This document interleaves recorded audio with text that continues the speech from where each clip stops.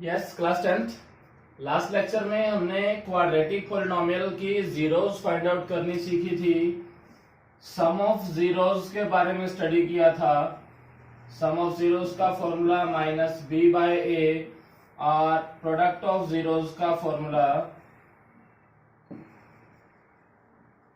सी bye ए। इनके ऊपर कुछ क्वेश्चंस भी किए थे। आज कुछ और क्वेश्चंस हैं इन्हीं के ऊपर। क्वाड्रेटिक पॉलिनोमियल की general form ax square plus bx plus C. जब ये तीनों टर्म्स गिवन थी तब हमने क्वेश्चंस बिल्कुल इजीली कर लिए थे। अब इन तीनों में से देखो फर्स्ट टर्म होना तो जरूरी है, क्योंकि अगर ये वाली टर्म नहीं होगी तो वो क्वाड्रेटिक नहीं बचेगी। क्वाड्रेटिक मतलब जिसकी डिग्री जो है वो कितनी होनी चाहिए, 2। अगर ये ही नहीं होगी तो डिग्री 2 तो बचेगी नहीं। तो ये टर्म तो होनी कंपल्सरी है। इन दोनों में से अगर एक टर्म ना हो तब उस क्वेश्चन को कैसे सॉल्व करना है ये हमने आज देखना है।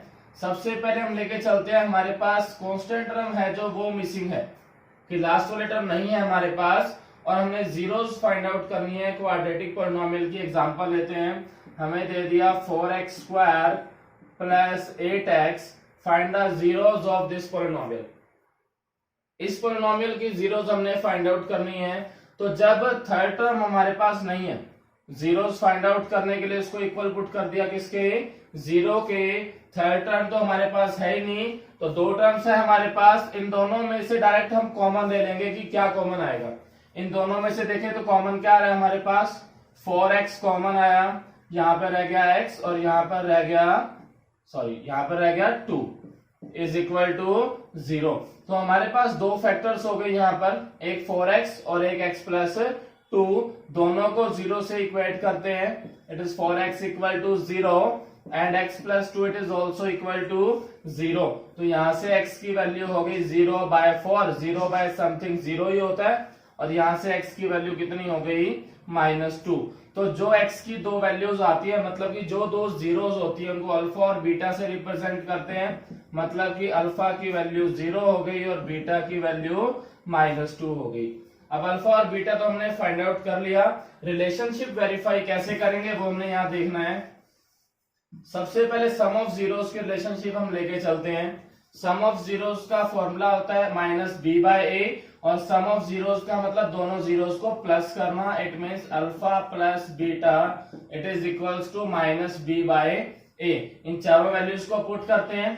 अल्फा की वैल्यू हमारे पास है 0 प्लस बीटा की वैल्यू हमारे पास है -2 is equal to -b/a। b की वैल्यू 8 है यहाँ पर हमारे पास, और a की वैल्यू क्या है, 4। ये कट हो गया तो ये रह गया हमारे पास -2, यहाँ भी रह गया -2।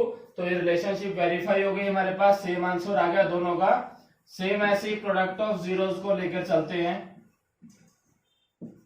प्रोडक्ट ऑफ जीरोस का फॉर्मूला है c/a।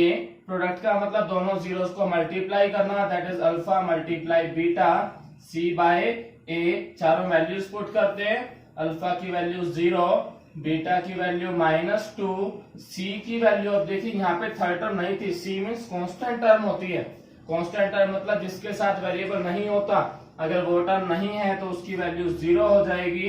और ए की वैल्यू कितनी है हमारे पास, 4 है, तो 0 बाय समथिंग दैट इज 0 हो जाता है, और 0 से किसी को मल्टीप्लाई करें तो वो भी क्या आ जाता है, 0। तो हमारे पास सम ऑफ जीरो से भी दोनों का आंसर सेम आया था, और प्रोडक्ट वाली रिलेशन भी वेरीफाई हो गई। तो लास्ट में लिख सकते हैं हेंस द रिलेशनशिप वेरीफाइड। तो ये तब था जब हमारे पास कांस्टेंट टर्म ना हो। थर्ड टर्म नहीं होगी तो डायरेक्ट कॉमन आ जाएगा। अब थर्ड टर्म है, सेकंड टर्म नहीं है, तो कैसे करेंगे देखते हैं इसको।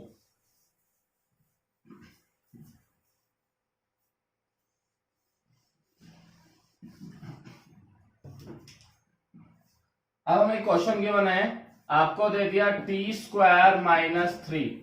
इसकी जीरोस फाइंड आउट करनी है। तो जीरोस फाइंड आउट करने के लिए इसको इक्वेट कर देते हैं 0 से। यहां से आपने t की वैल्यू फाइंड आउट करनी है, बट यहाँ पे जो सेकंड टर्म होती है 1 पावर वाली टर्म, वो टर्म नहीं है। तो जब सेकंड टर्म मिसिंग हो तब आपने क्या करना है, इन दोनों को स्क्वायर बना देना है। जैसे ये t का स्क्वायर है, और 3 जो है वो किसका स्क्वायर होता है। अगर किसी का स्क्वायर हमें नहीं पता कि किसका स्क्वायर है, तो क्या करेंगे, उसका स्क्वायर रूट लगा के स्क्वायर कर देते हैं। 3 जो है वो किसका स्क्वायर होता है, स्क्वायर रूट 3 का स्क्वायर इज इक्वल टू 0। अब हमारे पास एक आइडेंटिटी है A square minus B square. A square minus B square किसके इक्वल होता है, A plus B, A minus B. कौन सी आइडेंटिटी यूज की हमने यहाँ पे, because A square minus B square it is equals to A plus B into A minus B. यह आइडेंटिटी हमने यहाँ पे यूज की है कि A square minus B square it is equals to A plus B, A minus B. तो यहाँ पे दो फैक्टर्स हो गए हमारे पास, दोनों को 0 से इक्वेट करेंगे। t plus root 3 is equals to 0, t minus root 3 equals to 0। तो एक t की वैल्यू माइनस रूट 3 हो जाएगी और एक t की वैल्यू प्लस रूट 3 हो जाएगी। अब ये जो t की दो वैल्यूज आई हैं, मतलब वेरिएबल की दो वैल्यूज आई हैं, तो दो जीरोस आ गई और जीरोस को लिखते हैं अल्फा और बीटा से। तो अल्फा की वैल्यू माइनस रूट 3 और बीटा की वैल्यू रूट 3। अब रिलेशनशिप की बात करते हैं। Sum of zeros minus B by, sum of zeros का मतलब दोनों जीरोस को प्लस करना, means alpha plus beta, minus B by value put करते हैं, अल्फा की वैल्यू माइनस रूट 3, बीटा की वैल्यू रूट 3 माइनस बी की वैल्यू। बी क्या होता है, जो सेकंड टर्म के साथ होता है, general form A X square plus B X plus C. जो 1 पावर वाले टर्म के साथ होता है वो बी होता है, बट यहाँ पे 1 पावर वाले टर्म नहीं है, मतलब बी की वैल्यू क्या हो जाएगी, 0 हो जाएगी। और ए की वैल्यू कितनी है, इसके साथ कुछ नहीं है तो 1 है। Minus root 3 plus root 3 cut होके ये भी 0 आ गया और 0 बाय समथिंग वो भी क्या होता है, 0 हो जाता है। Second relationship, product of zero C bye A, product मतलब मल्टीप्लाई करना, that is alpha multiply beta C bye ए।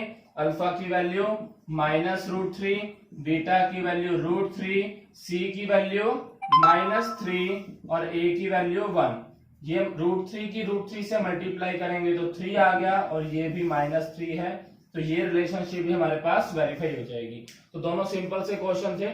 आपकी बुक में जो क्वेश्चन है एनसीईआरटी एक्सरसाइज 2.2 का 5th पार्ट है, टी स्क्वायर माइनस 15 गिवन है वहां पे, तो क्या करेंगे, यहाँ 15 ले लेंगे, यहाँ 15 आ जाएगा, 15 हो गया, यहाँ भी 15 कर देंगे और हमारे आंसर क्या आ गया, माइनस रूट 15 और प्लस रूट 15 हमारे आंसर हो जाएंगे।